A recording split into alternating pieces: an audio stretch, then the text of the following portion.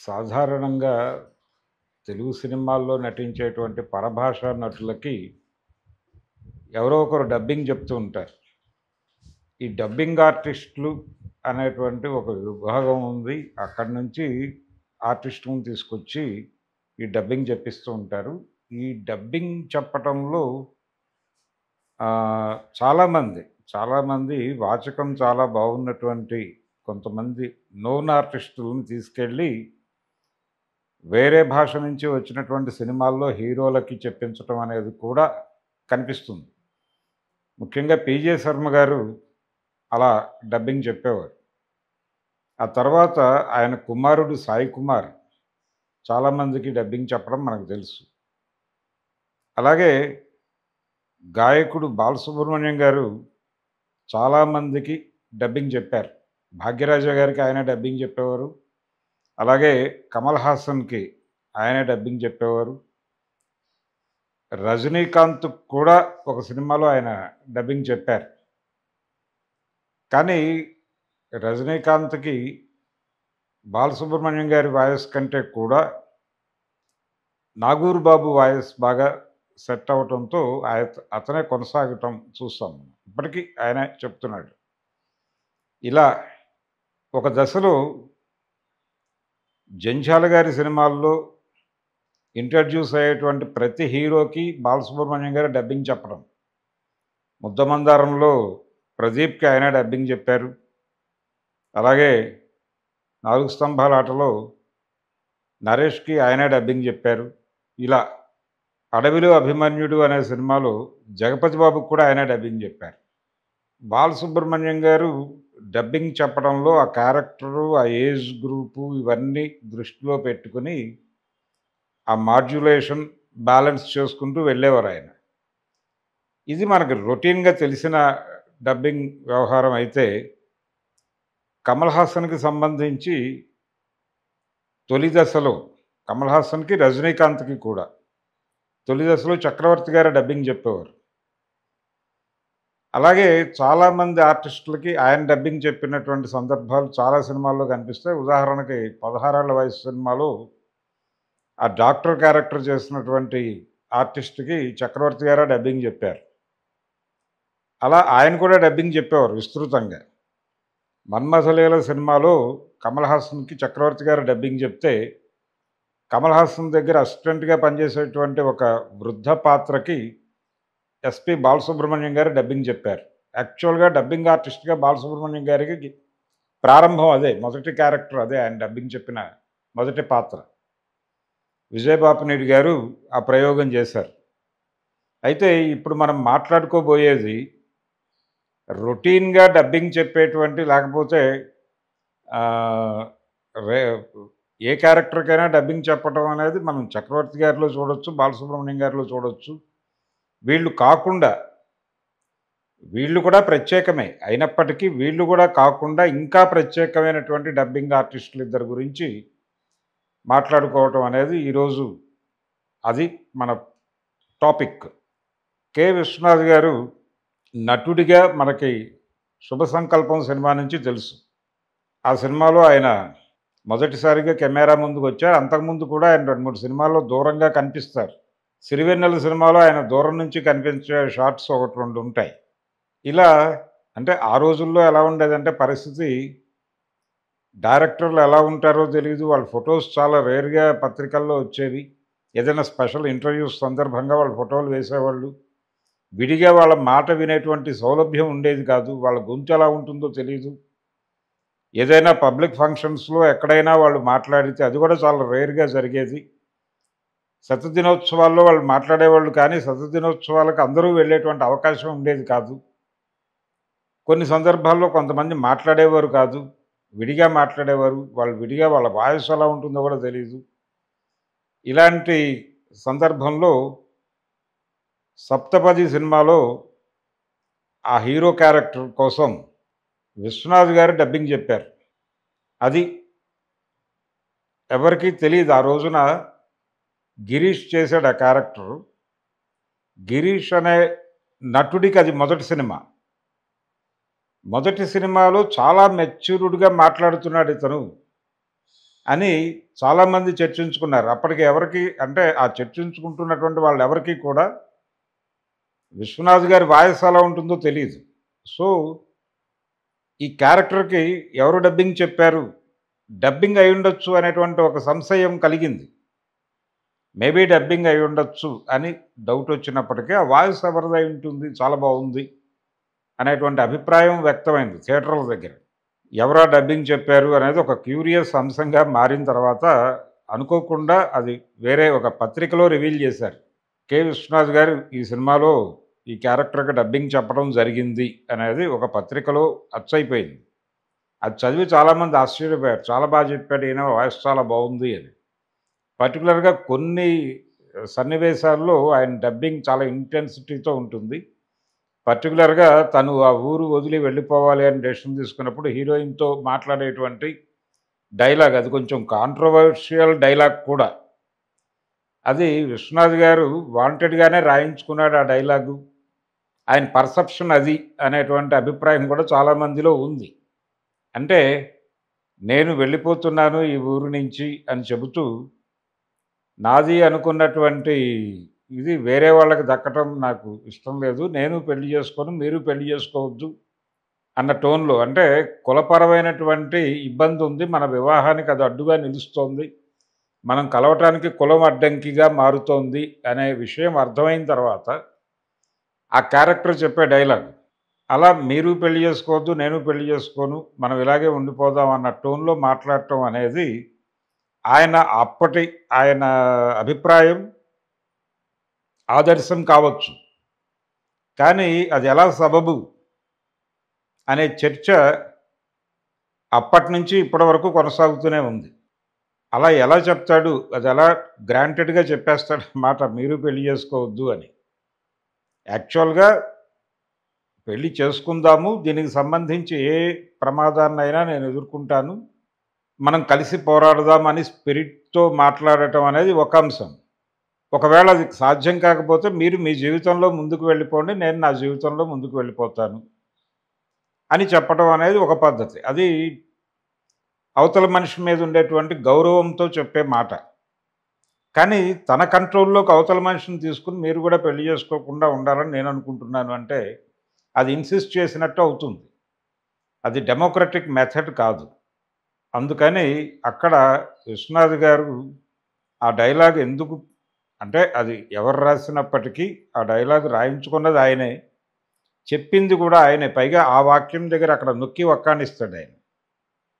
ఆ నొక్కి వక్కాణించటం, ఆ డబ్బింగ్ చెప్పింది విశ్వనాథ్ అని తెలిసిన తర్వాత కలిగినటువంటి ఫీలింగు నేను మీతో షేర్ చేసుకుంటున్నాను. ఇదొక అంశం. 'సప్తపది' సినిమాలో హీరో గిరీష్ క్యారెక్టర్‌కి విశ్వనాథ్ గారు డబ్బింగ్ చెప్పటం అనేది ఒక ప్రత్యేకమైనటువంటి విషయం. చాలామందికి ఈ విషయం తెలియదు. అందుకని ప్రస్తావించడం జరుగుతుంది. ఆ రోజుల్లో అయితే పత్రికలో వచ్చిందిది. 'జ్యోతి చిత్రలో' అనుకుంటాను రాశారది. తర్వాత దాదాపు ఇలాగే ఇంకొక సినిమాలో దాసరి నారాయణరావు గారు. దాసరి నారాయణరావు గారి వాయిస్ జనాలకు తెలుసు. దాసరి గారు 'స్వర్గం నరకం' సినిమాలో నటుడిగా ప్రజల ముందుకొచ్చాడు. అలా ఆయన గొంతేమిటి అనేది జనాలకు తెలుసు. ఆ తర్వాత 'చిన్నిల్లు పెద్దిల్లు' లాంటి సినిమా చేశాడాయన. 'బుచ్చిబాబు' సినిమాలో ఒక పొలిటీషియన్ క్యారెక్టర్‌లో కనిపిస్తాడు. 'ఎమ్మెల్యే ఏడుకొండలు' ఆయన రెగ్యులర్ ఆర్టిస్ట్‌గా చాలా పాత్రలు చేసుకుంటూ వెళ్ళాడు. ఈ క్రమంలో ఆయన గొంతేమిటి, ఆయన మాడ్యులేషన్ ఏమిటి అనేది జనాలకు తెలుసు. 'సప్తపది' విషయంలో విశ్వనాథ్ గారి వాయిస్ ఎలా ఉంటుందో జనాలకు తెలీదు కాబట్టి ఆ డిస్కషన్ జరిగింది. కానీ దాసరి గారి విషయానికొచ్చేసరికి ఆయన వాయిస్ జనాలకు తెలుసు. ఆయన మాడ్యులేషన్ తెలుసు. ఇన్ని తెలిసి కూడా దాసరి గారు ఒక హీరో క్యారెక్టర్‌గా డబ్బింగ్ చెప్తే కనిపెట్టలేనటువంటి ఒక పరిస్థితి ఉండింది. ఆ సినిమా ఏంటంటే 'స్వప్న' అనే టైటిల్‌తో ఆయన చేసినటువంటి ఒక సినిమా. అందులో తమిళ్ నుంచి తీసుకొచ్చినటువంటి ఒక నార్త్ ఇండియన్ ఆర్టిస్టు. ఆ అమ్మాయికి 'స్వప్న' అని పేరు పెట్టారు. అందులోనే రాజా ఇంట్రడ్యూస్ అయ్యాడు. అలాగే 'రామ్‌జీ' అనేటువంటి ఇంకో నటుడు కూడా ఇంట్రడ్యూస్ అయ్యాడు. ఈ 'రామ్‌జీ' అనేటువంటి నటుడికి దాసరి గారు డబ్బింగ్ చెప్పారు. ఇందులో వాళ్ళ మేనమామతో ఇబ్బంది పడి బయటకొచ్చి ఇంట్లోంచి వాళ్ళ మేనమామ బయటికి గెంటేస్తాడు ఈ క్యారెక్టర్‌ని, హీరో క్యారెక్టర్‌ని. ఈ రామ్జీ అనే క్యారెక్టర్ని. ఇతనికి ఆస్తి లేదు అని తెలుసుకుని చాట్ల శ్రీరాములు గారు వేశారు ఆ క్యారెక్టర్. ఆయన స్టేజ్ మీద ఎంత పెర్ఫార్మరో అందరికీ తెలుసు. ఆయన ఆ హీరోయిన్ ఫాదర్ క్యారెక్టర్ చేశారు. ఆయన చాలా రూడ్‌గా బిహేవ్ ఆ క్యారెక్టర్ చాలా రూడ్‌గా బిహేవ్ చేస్తుంది. బిహేవ్ చేసి నీకు ఆస్తి లేదు కాబట్టి, నీకు ఆస్తి పోయింది. మీ నాన్న స్వయంగా మీకున్నటువంటి ఆస్తి మొత్తం తగలబెట్టేశాడు. అలాంటి లక్షణాలే నీలో కూడా ఉండుంటాయి. అందుకని నిన్ను బయటకి పంపించేస్తున్నాను. నువ్వు నా ఇంట్లో ఉండొద్దు. నా కూతురిని నీకు ఇచ్చి పెళ్లి చెయ్యను అని చెప్పి తెగేసి చెప్పి బయటకి పంపించేస్తాడు. ఈ పంపించేసిన తర్వాత అప్పటి వరకు రామ్జీ క్యారెక్టర్ చెప్పే డైలాగ్స్ అన్నీ కూడా కట్స్‌గా నడుస్తాయి. హీరోయిన్‌తో మాట్లాడే సందర్భంలో కూడా మరీ లెంగ్తీ డైలాగ్స్ ఉండవు. కాబట్టి ఆ కట్స్‌లో దాసరి గారు ఆ క్యారెక్టర్‌కి డబ్బింగ్ చెప్పుకుంటూ వెళ్ళిపోయినప్పుడు జనాలకి రిజిస్టర్ కాలేదు. కానీ ఈ ఇంట్లోంచి గెంటేసిన తర్వాత ఆయన తన ఫ్రెండ్స్ దగ్గరికెళ్ళి మాట్లాడతాడు. ఈ రామ్జీ అనే క్యారెక్టర్. మాట్లాడి మా మామయ్య అన్న దానిలో రీజన్ ఉందనే అనుకుంటున్నాను నేను. నిజమే కదా! ఆయన కూతురు సుఖంగా ఉండాలని ఆయన కోరుకోవటంలో తప్పేం లేదు. నేను డబ్బులు సంపాదించి దాన్ని నిలబెట్టి నువ్వే నా అల్లుడివి అని మా మామయ్య అనేలాగా నన్ను నేను రూపొందించుకోవాలి కదా! అని ఒక డైలాగ్ ఉంటుందక్కడ. ఈ డైలాగ్ కొంచెం లెంగ్త్ ఉంటుంది. అలాగే మాడ్యులేషన్ ఉంటుంది. ఆ డైలాగు కూడా దాసరి గారు తన రెగ్యులర్ మాడ్యులేషన్‌లో కాకుండా ఒక టిపికల్ మాడ్యులేషన్‌లో కట్‌గా చెప్పుకుంటూ వెళ్తాడు. అంటే ఆయనకి ఖచ్చితంగా తెలుసు. తను తన పద్ధతిలో చెబితే జనం దాసరి నారాయణరావు డబ్బింగ్ చెప్పాడు ఈ క్యారెక్టర్‌కి అని తెలుసుకుంటారు అనేటువంటిది ఆయనకు తెలుసు. తెలిసి చాలా కాన్షియస్‌గా ఒక రకమైనటువంటి మిమిక్రీ కళని ప్రదర్శించాడాయన. ఆ క్యారెక్టర్‌కి డబ్బింగ్ చెప్పడంలో.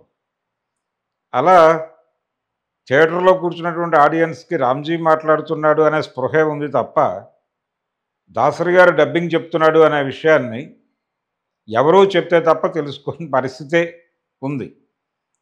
చాలా కాలం ఆ సినిమా అవైలబుల్‌గా లేదు ఇంటర్నెట్‌లో. ఇప్పుడు అవైలబుల్‌గా ఉంది. అది చూడొచ్చు. అలాగే 'సప్తపది' సినిమా కూడా అవైలబుల్‌గానే ఉంది. దాసరి గారు, విశ్వనాథ్ గారు వీళ్ళిద్దరూ కూడా హీరో క్యారెక్టర్లుగా డబ్బింగ్ చెప్పడం. అప్పటికి ఆ క్యారెక్టర్లకి, ఈ డబ్బింగ్ చెప్పినటువంటి డైరెక్టర్లకి ఏజ్ రీత్యా చాలా గ్యాప్ ఉంది. అయితే అక్కడేమో అది మెచ్యూర్డ్ ఎమోషన్ ఉన్నటువంటి క్యారెక్టర్ కాబట్టి విశ్వనాథ్ గారి వాయిస్ దానికి మ్యాచ్ అయింది. ఇదేమో లవర్ బాయ్ క్యారెక్టర్. ఈ లవర్ బాయ్ క్యారెక్టర్‌కి దాసరి గారు చాలా మిమిక్రీ చేసి డైలాగ్స్ చెప్పడం అనేది కనిపిస్తుంది. అంటే ఈయన స్వతహాగా నటుడు కాబట్టి ఆయన నటుడే. ఆయన నటించి చూపించేవాడు. విశ్వనాథ్ గారితో మీద కంప్లెయింట్ ఏమిటి ఆర్టిస్టులకి చాలామంది 'చంద్రమోహన్' లాంటి ఆర్టిస్ట్‌కి కూడా ఒక కంప్లెయింట్ ఉంది. ఆయన సోదరుడే అయినప్పటికీ ఆయన ఒక ఇంటర్వ్యూలో మాట్లాడుతూ, మాకు క్యారెక్టర్‌ని అర్థం చేయించేస్తే డైరెక్టరు, మేము మా పద్ధతిలో ఆ క్యారెక్టర్‌ని డిజైన్ చేసుకొని ప్రదర్శిస్తాము. అందులో ఏదైనా కరెక్షన్ చెబితే డైరెక్టర్లు, దాన్ని ఇన్కార్పొరేట్ చేసుకొని మరింత ఇంప్రూవ్‌మెంట్ ఇచ్చి చేస్తాం. కానీ అలా కాకుండా ఆ క్యారెక్టర్ ఎలా బిహేవ్ చేయాలో తనే మనసులో అనుకుని, అది చేసి చూపించి ఇలాగే చేయమని అడుగుతారాయన విశ్వనాథ్ గారు. దాంతో ప్రతి పాత్ర విశ్వనాథ్ లాగానే కనిపిస్తుంది ఆయన సినిమాల్లో. ప్రతి క్యారెక్టరు విశ్వనాథ్ గారి లాగానే బిహేవ్ చేస్తుంది. ఇది ఆయన చెప్పడం మాత్రమే కాదు, చంద్రమోహన్ గారు చెప్పడం మాత్రమే కాదు, కమల్ హాసన్ కూడా 1, 2 సందర్భాల్లో చెప్పాడు. ఈ ధోరణి ఉంది ఆయన దగ్గర అని. అంటే 'స్వాతిముత్యంలో' ఆయన చెయ్యెత్తుతాడు. ఆ చెయ్యెత్తే సన్నివేశం కావచ్చు, అట్లా చూడమాకయ్యా అని చెప్పి విజయశాంతితో చెప్పించినటువంటి డైలాగు, ఆ ఎక్స్‌ప్రెషన్ కావచ్చు, అవన్నీ కూడా విశ్వనాథ్ గారి ముద్రలు. ఆయన అలా డిజైన్ చేసి, అలా చెప్పి చేయించుకుంటాడు. చేసి చూపించి అలాగే కావాలి అని అడిగి, దాన్ని చేయించుకుని, అలా సినిమాని రక్తి కట్టించడం అనేది ఆయన స్టైల్. అందుకని విశ్వనాథ్ గారిలో కూడా నటుడు ఉన్నాడు. చాలా ప్రభావవంతమైనటువంటి నటుడున్నాడు. ఇది తెలిసే 'శుభ సంకల్పం' సినిమా అప్పుడు ఎస్‌పి బాలసుబ్రహ్మణ్యం గారు ఆ రాయుడు క్యారెక్టర్ నువ్వే చెయ్యాలి అని అన్నగారిని ఇన్సిస్ట్ చేశాడు. ఇన్సిస్ట్ చేసి ఆయనతో అంగీకరింపజేసి అప్పుడు కూడా ఆయన ఒక రీల్ తీసుకుని తన మీద తనే టెస్ట్ చేసుకుని దాన్ని డెవలప్ చేసి చూసి అప్పుడు తనకి ఓకే అనిపించిన తర్వాత ఆ క్యారెక్టర్‌ని తాను హ్యాండిల్ చేశాడు. ఆయనే చెప్పుకున్న మాట ఇది. కాబట్టి విశ్వనాథ్ గారిలో నటుడిని తెలిసినటువంటి జనాలు, ఇండస్ట్రీ పీపుల్ ఆయన డబ్బింగ్ చెప్పడాన్ని పెద్దగా ఆశ్చర్యపోయి ఉండరు. ఆయన చెప్పగలడు. అంటే ఆయనకి ఆ క్యారెక్టర్‌లో నటించేటప్పుడే డైలాగ్ చెప్పుంటాడు. అలాగే ఆయనే ప్రాంప్టింగ్ ఇచ్చుండొచ్చు. సో, తనకు చాలా ఈజీగా క్యారీ అయిపోతుందనే ఉద్దేశంతో డబ్బింగ్ చెప్పేసుంటాడు ఆయన. అలా విశ్వనాథ్ గారు నటుడు కాకముందే ఆయన గొంతు జనాలకి పరిచయమైంది నటుడిగా. తన నటనతో, తన గాత్రం ద్వారా ప్రజలకి విశ్వనాథ్ గారు కనెక్ట్ అయ్యారు. ఆ తర్వాత ఆయన రాయుడి పాత్రలో నటిస్తూ మొదటిసారిగా ఆయన్ని ఆయన గాత్రంలో చూసి, విని ఆ గాత్రంలో ఉన్నటువంటి ప్రత్యేకత, ఆయన వాయిస్‌లో ఉన్నటువంటి ప్రత్యేకత, అలాగే ఆయన నటనలో ఉన్నటువంటి ప్రత్యేకతని జనం ఫీల్ అయ్యారు. 'శుభ సంకల్పం' అనే సినిమా చూసి ఆ రాయుడు క్యారెక్టర్‌లో. ఇది కొంచెం ఇంట్రెస్టింగ్ టాపిక్. అంటే దాసరి గారు, విశ్వనాథ్ గారు వాళ్ళిద్దరూ కూడా వారి సినిమాల్లో హీరోలకి డబ్బింగ్ చెప్పడం అనేది ఒక ఇంట్రెస్టింగ్ వ్యవహారం. ఇలా అనేక సందర్భాల్లో అనేక మంది ఇలాంటి ఈ డబ్బింగ్ ద్వారా తమ గాత్రాన్ని వినిపించినటువంటి సందర్భాలున్నాయి. జంధ్యాల గారు కూడా డబ్బింగ్ చెప్పారు చాలా క్యారెక్టర్లకి. ఆయన డబ్బింగ్ చాలా అద్భుతంగా ఉంటుంది. ఆయన కూడా తన గాత్రాన్ని మార్చి చెప్తాడు. అంటే వేరే క్యారెక్టర్‌కి చెప్పేటప్పుడు ఆ మాడ్యులేషన్ ముఖ్యంగా వీరభద్రరావు గారు చనిపోయిన తర్వాత అప్పటికి ఇంకా షూటింగ్ జరుపుకొని ఆయన డబ్బింగ్ చెప్పనటువంటి పాత్రలకి జంధ్యాల గారే డబ్బింగ్ చెప్పేశారు. అది సినిమా చూస్తున్నప్పుడు ఎవరికీ కూడా అనుమానం రాదు. అది వీరభద్రరావు గారే చెప్తున్నారేమో అని అనుకుంటారు. చెప్తే తప్ప అది జంధ్యాల గారు మేనేజ్ చేసి చెప్పారు అని ఎవరికీ తెలీదు. అలాగే 'ఇద్దరు' సినిమాలో ఆయన ప్రకాష్ రాజ్ క్యారెక్టర్‌కి డబ్బింగ్ చెప్పిన పద్ధతి, అలాగే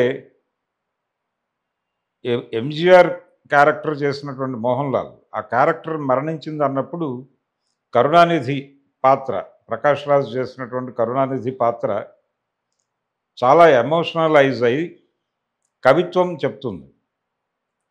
ఆ కవిత్వాన్ని జంధ్యాల గారు చెప్పినటువంటి పద్ధతి చాలా అద్భుతంగా ఉంటుంది. విని తీరాల్సినటువంటి పార్ట్ అది. అలాగే 'గాంధీ' సినిమాని తెలుగులోకి డబ్ చేసినప్పుడు కూడా జవహర్లాల్ నెహ్రూ క్యారెక్టర్‌కి జంధ్యాల గారితో డబ్బింగ్ చెప్పించారు. అలాగే 'Gandhi' character dialogues SP Balasubrahmanyam గారితో చెప్పించారు. అదే ఇక్కడ కూడా 'ఇద్దరు' సినిమాలో కూడా దాదాపు వీళ్ళిద్దరే చెప్పారు డబ్బింగ్. అలా జంధ్యాల గారిది ఒక ప్రత్యేకమైనటువంటి వాయిస్. ఆయన అంటే నేపథ్య గాత్రంగా ఆయన చాలా సందర్భాల్లో సినిమాకి సంబంధించిన ఇంట్రడక్షన్ ఇస్తూ తన వాయిస్‌ని తన గాత్రాన్ని వినిపించినటువంటి సందర్భాలు కూడా ఉన్నాయి. చిరంజీవి గారి 'ఛాలెంజ్' సినిమాకి ముందు చిన్న ఇంట్రో వస్తుంది. ఆ ఇంట్రోలో వినిపించేటువంటి వాయిస్ కూడా జంధ్యాల గారిదే. అలా ఆయనదొక పద్ధతి. అలాగే 'ముద్దమందారం' సినిమాలో ప్రదీప్ తండ్రి పాత్రకి ఆయనే డబ్బింగ్ చెప్పారు జంధ్యాల గారే. ఇలా ఆయన కూడా కొన్ని ప్రత్యేక సందర్భాల్లో కొన్ని ప్రత్యేకమైనటువంటి పాత్రలకి డబ్బింగ్ చెప్పారు. ఆయన వాయిస్ ప్రత్యేకంగా ఉంటుంది. అది వినగానే జంధ్యాల గారి వాయిస్ అని అర్థమవుతుంది. చాలా గంభీరంగాను, చాలా హాయిగాను ఉండేటువంటి గాత్రం. చాలా ఎమోషనల్‌గా ఉంటుంది. అలాగే సినిమా చూస్తున్నటువంటి ఆడియన్స్ వాళ్ళ మనసులోకి తాకే పద్ధతిలో ఆయన గళం ఉంటుంది. అది జంధ్యాల గారి ప్రత్యేకత. ఇలా విశ్వనాథ్ గారు, దాసరి గారు, జంధ్యాల గారు వీరందరూ కూడా తమ తమ సినిమాల్లో ప్రత్యేకమైన పాత్రలకి అంటే వీళ్ళిద్దరైతే హీరో క్యారెక్టర్‌లకి డబ్బింగ్ చెప్పారు. ఆయన హీరో పాత్రకి డబ్బింగ్ చెప్పలేదెప్పుడు. ఎస్‌పి బాలసుబ్రహ్మణ్యంతో చెప్పించుకున్నారు తన సినిమాల్లో హీరోలకి. అలాగే 'ఇద్దరు' సినిమాలో ఆయన 'ఇద్దరు' అనే టైటిల్‌లోనే వాళ్ళిద్దరూ హీరోలు అనేటువంటి ఒక మెసేజ్ ఉంది. ఎంజీఆర్, కరుణానిధి ఇద్దరు హీరోలే అని అలా లెక్కేసుకుంటే 'ఇద్దరు' సినిమాలో హీరో క్యారెక్టర్‌కి ఆయన డబ్బింగ్ చెప్పారు జంధ్యాల గారు. అలాగే 'గాంధీ' సినిమాలో నెహ్రూ హీరో అనుకుంటే అక్కడ హీరో క్యారెక్టర్‌కి జంధ్యాల గారు డబ్బింగ్ చెప్పినట్టు అనుకుంటారు. ఇది వీళ్ళ మధ్య పోలిక. అలా ప్రత్యేకంగా డబ్బింగ్ చెప్పినటువంటి ఆర్టిస్టులు, డైరెక్టర్లు చాలామందున్నారు. ఆహ్, 'తిరునగరి' కృష్ణ గారు ఆయన కూడా డబ్బింగ్ చెప్పేవాడు అడపాదడపా. విశ్వనాథ్ గారి మిత్రుడు. ఆదుర్తి సుబ్బారావు గారి అసిస్టెంట్.